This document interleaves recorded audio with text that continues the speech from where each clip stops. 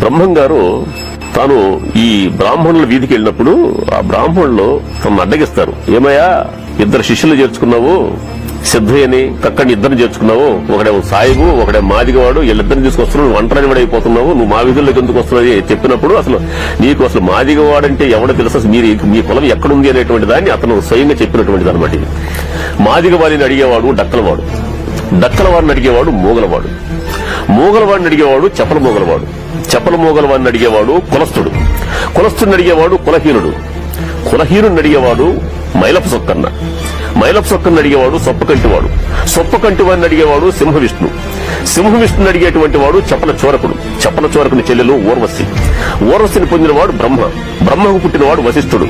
ఈ వశిష్ఠుడు కృతాయుగమున హరిశ్చంద్రుడు గురువు మరియు త్రేతాయుగమున శ్రీరామునికి కులగురువు అయ్యాడు. ఇక వశిష్ఠుని కథ చెప్దాం. వశిష్ఠుని భార్య చండాలి, చండాలి కుమారుడు